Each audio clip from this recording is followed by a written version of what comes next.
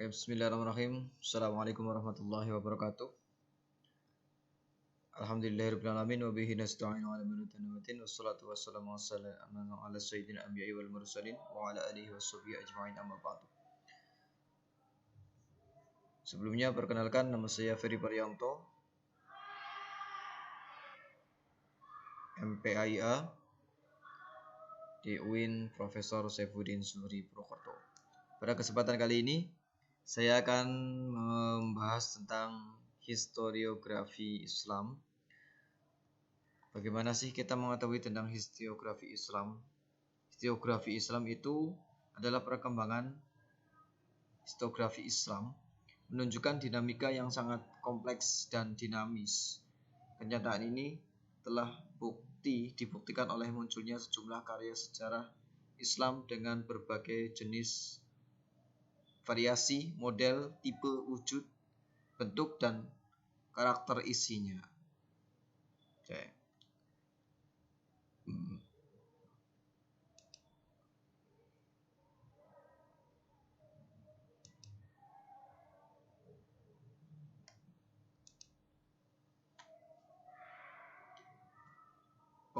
Pengertian historiografis.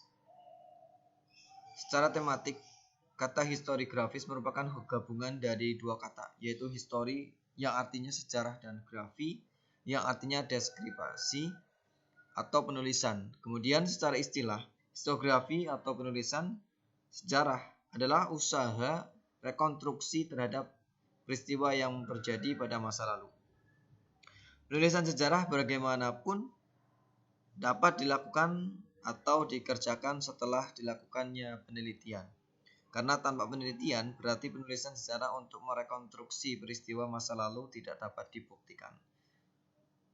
Bahwasanya historiografi ini adalah suatu fenomena di masa lalu, ya, fenomena di masa lalu yang kita cari-cari kebenarannya.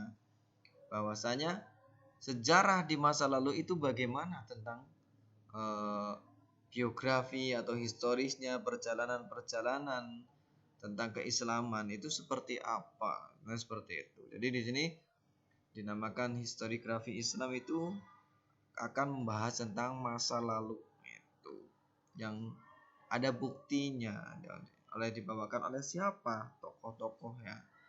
Ya, saya kutip dari Badriyatin Historiografi Islam Jakarta Longs Wacana Ilmu.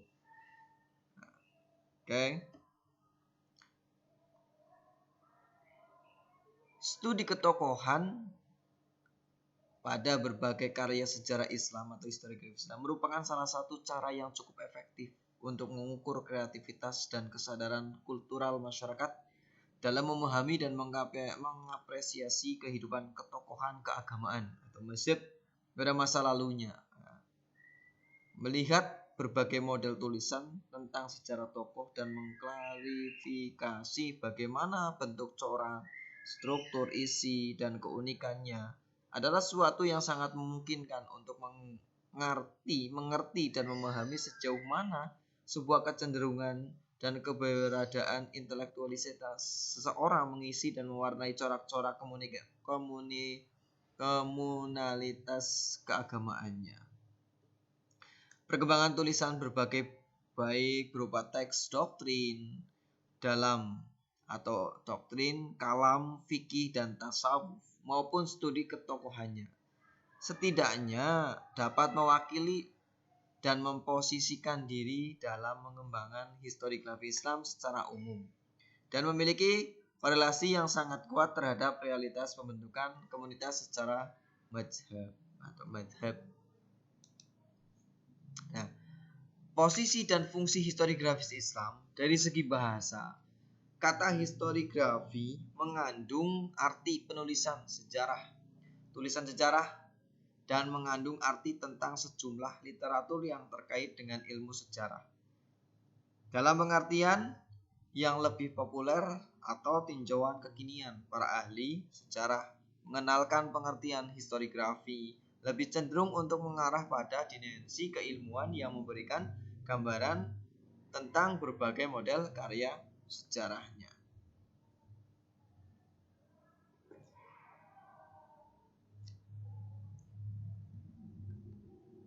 Oke. Kita ke Al-Azhab. Oke. Apa sih yang dimaksud dengan Al-Azhab ini?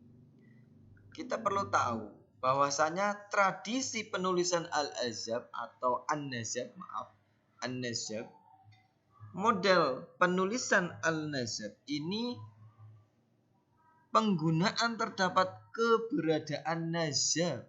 Nah, nazab di sini isinya silsilah tentang kabilah, yaitu nazab garis keturunan. Merupakan garis keturunan ini merupakan tradisi Arab jahiliyah yang diwarisi kaum muslim dan menjadi cikal bakal dalam mengembangkan tradisi ketokohan seseorang. Semakin tokoh itu semakin tinggi, tokoh itu semakin silsilah itu semakin kuat. Karena salah satu keberadaan status sosial seseorang terletak pada garis keturunannya. Nah, bagi kebanyakan masyarakat Arab waktu itu, kebanggaan pada suku merupakan ciri dari keberadaan status sosial yang memilikinya. Meskipun pada saat itu masa-masa pra-Islam tradisi. Nah, An-Nazab hanya cukup dengan dihafalkan saja. Bentuknya adalah hafalan. Waktu itu dihafalkan saja. Nah, bangkitnya penulisan Al-Nazab ini dimulai oleh aliran Irak dan menjadi sesuatu yang sangat penting ketika Bani Umayyah. Oke.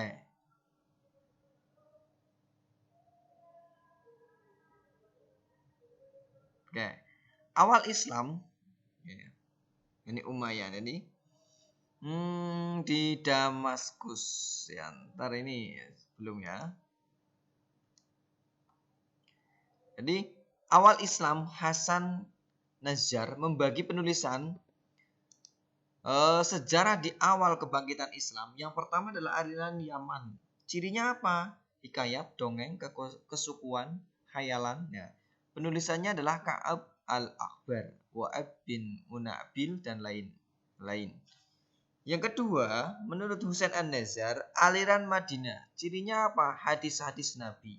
Dengan tema perang yang langsung dipimpin oleh Rasulullah SAW atau Al-Maghzi. Dan riwayat hidup Nabi Muhammad SAW, Syirah An-Nabawiyah. Penulisannya yaitu ahli ilmu hadis dan fikih, contohnya Al-Zuhri, yaitu dari kalangan Bani Umayyah. Melengkapi karyanya secara kronologis dengan menjelaskan semenjak pra-kenabian, periode Mekah dan Madinah, serta menambahkan garis keturunan penulisan sejarah yang objektif. Jadi kepentingan menjadi semakin kokoh ketika kebijakan Arabisme yang digulirkannya menjadi mainstream politik umum yang ingin menempatkan posisi orang-orang Arab menjadi sentral di pos-pos kekuatan di wilayah-wilayah luar Arab dibandingkan bangsa-bangsa lainnya. Ya. Oke. Aliran Irak cirinya lebih terperinci panjang, membahas pintas kota-kota lain, dipengaruhi oleh aspek sosial, budaya Islam, dan politik, kebangkitan ilmu sejarah. Contohnya yaitu oleh Ubaidillah ibnu Abi Arfai, Awanah bin Al-Hakam, dan lain-lain. Islam klasik dan pertengahan. Yang pertama, pembahasan kabar atau riwayat satu dengan yang lain tidak ada hubungannya. Itu riwayat kabar. Ditulis dalam bentuk cerita atau dialog, diselingi dengan syair. Yang kedua adalah hauliyat, kronologi berdasar tahun. Ya. Islam klasik di dalam pertengahan ini, kalau yang kedua ini hauliyat atau kronologi berdasarkan tahun, menuliskan kejadian berdasarkan tahun kejadian. Nah, jadi kejadiannya tahun berapa, kapan waktunya gitu. Jadi tahun demi tahun itu tertulis. Karyanya Tarikh al-Umam wa al-mulk, itu karyanya. Yang ketiga adalah maduyat atau tematik ya, maduyat atau tematik. Oke.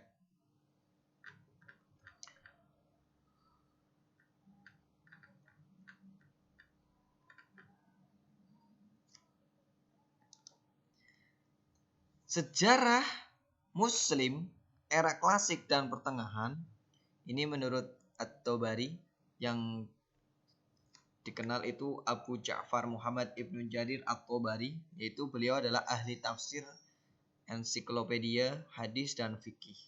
Beliau lahir di Amul Taura Baristan pada tahun 224 Hijriah atau 8339 Masehi.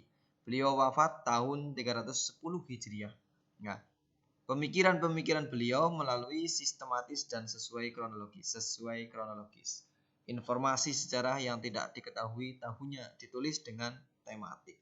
Nah, menyajikan teks-teks sastra, syair dan pidato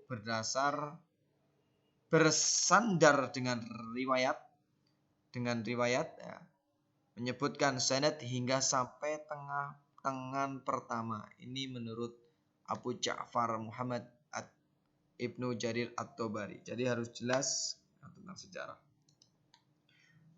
Menurut Al-Biruni atau bisa dikenal Abu Rayhan Muhammad bin Ahmad Al-Biruni Al-Khwarizmi, sejarawan ilmu falak. Beliau adalah sejarawan ya. Beliau juga ilmu falak, pintar ilmu falak. Beliau juga pintar tentang kedokteran, bahasa, geografis, filsafat, matematika, ilmu-ilmu bahasa ya.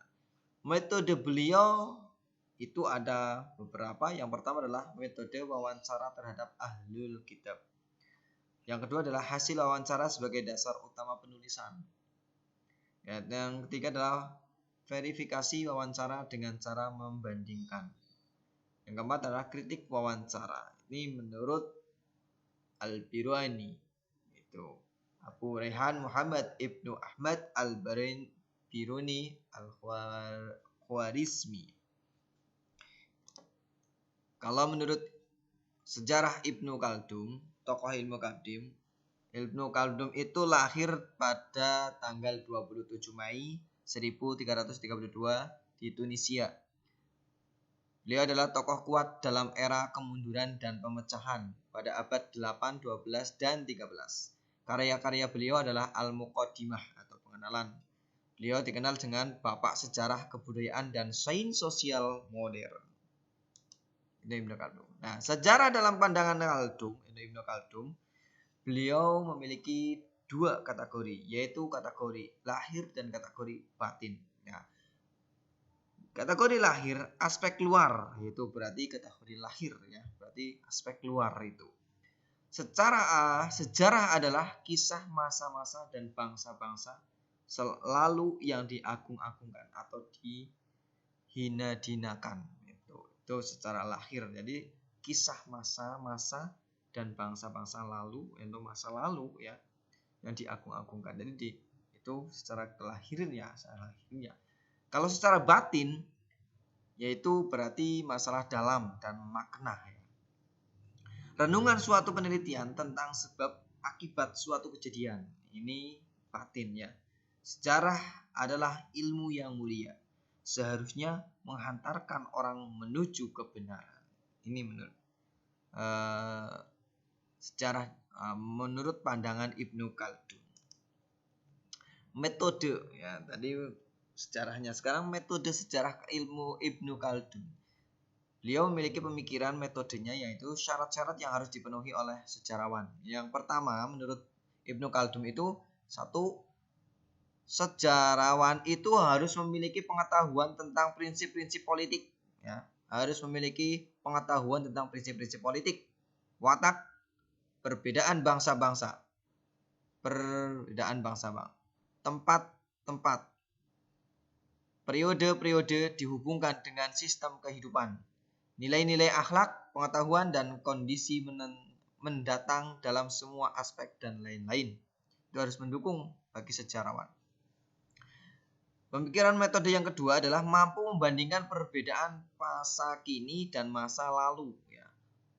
Secara masa sekarang, masa lalu itu bagaimana dan bagaimana pembuktian di masa sekarang gitu. Bagaimana pengaruhnya di masa sekarang gitu.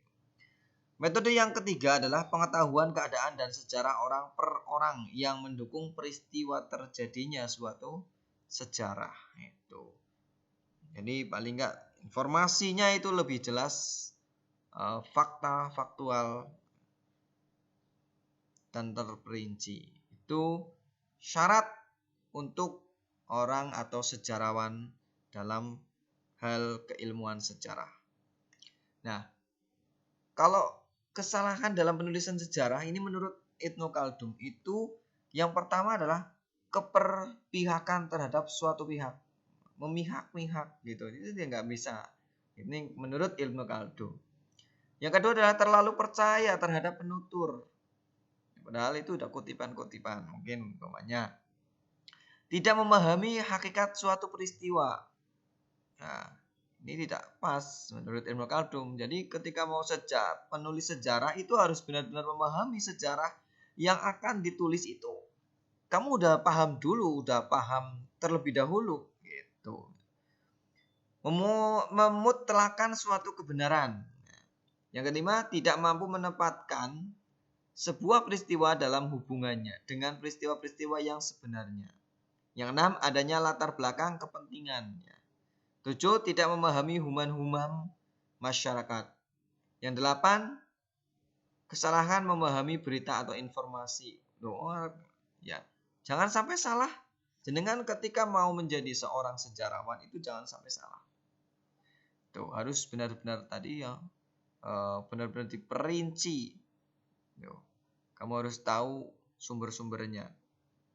Yang kesembilan adalah menganalogikan secara mutlak masa lalu dengan masa kini. Ini pemikiran yang salah ya dalam penulisan sejarah ini menurut Ibnu Khaldun gitu.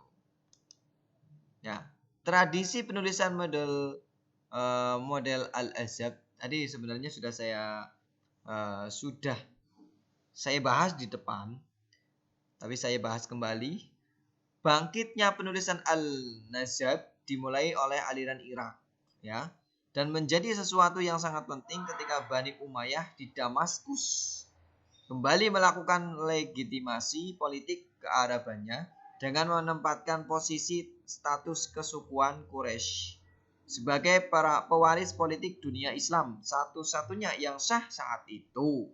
Nah, kepentingan ini menjadi semakin kokoh ketika kebijakan Arabisme yang digulirkannya menjadi mainstream politik umum yang ingin menempatkan posisi orang-orang Arab menjadi sentral di pos-pos kekuatan di wilayah-wilayah luar Arab dibanding bangsa-bangsa lainnya.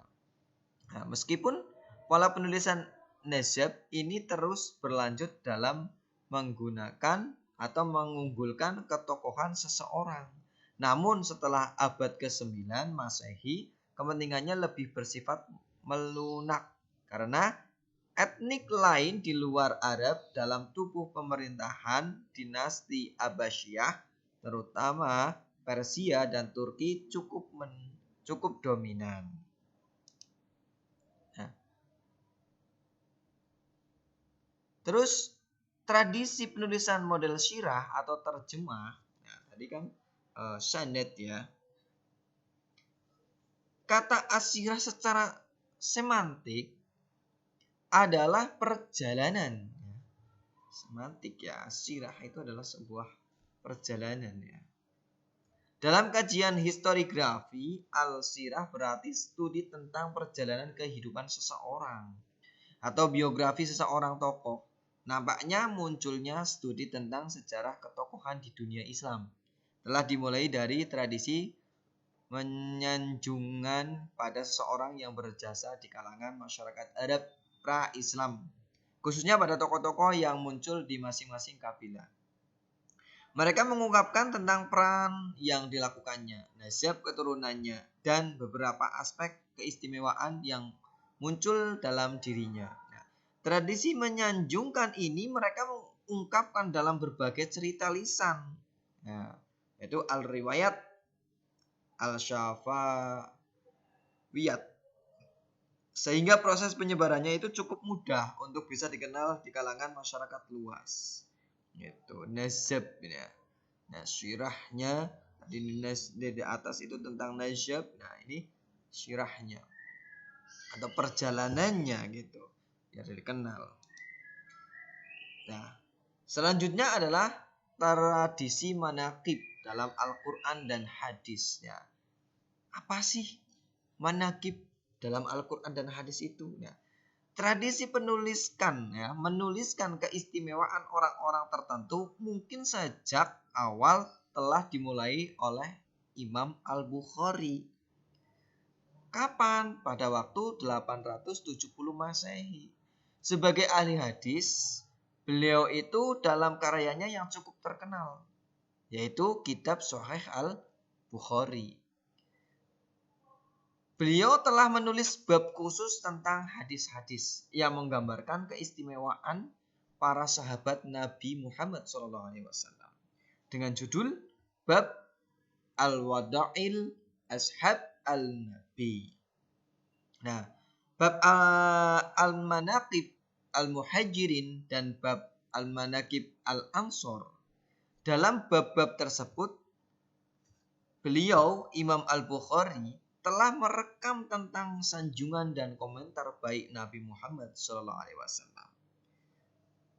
Terdapat beberapa prestasi sahabat yang disebutkan dalam kumpulan hadisnya tersebut. Nah, dalam konteks ini menampaknya ia sebagai tokoh yang dianggap paling awal dalam mempopulerkan istilah dan kata al-manaqib untuk menunjuk keistimewaan atau sesuatu yang dianggap istimewa dalam diri seseorang. Dalam hal ini para sahabat Nabi Muhammad SAW yang digambarkan dan disebutkan secara khusus dalam hadis-hadis dengan sifat-sifat dan karakter yang istimewa. Ini pemikirannya Imam Al-Bukhari dalam kitabnya, kitab Sahih Al-Bukhari. Itu tentang membahas tentang manaqib. Selanjutnya, tokoh Abu Al-Husain Muslim bin Hajjaj, beliau juga menulis sebuah karangan, yaitu beliau itu pada tahun 2261 Hijriah, beliau itu memiliki karya atau menulis sebuah karya, yaitu kitab Sahih Muslim. Ya, beliau mengumpulkan pula beberapa hadis yang terkait dengan keistimewaan beberapa sahabat Nabi Muhammad SAW. Dan beliau juga menuliskannya dengan kitab Fadail Al-Sahabah radhiyallahu anhu. Nah, beliau itu menulis atau memiliki karya di dalam kitab Sahih Al-Bukhari.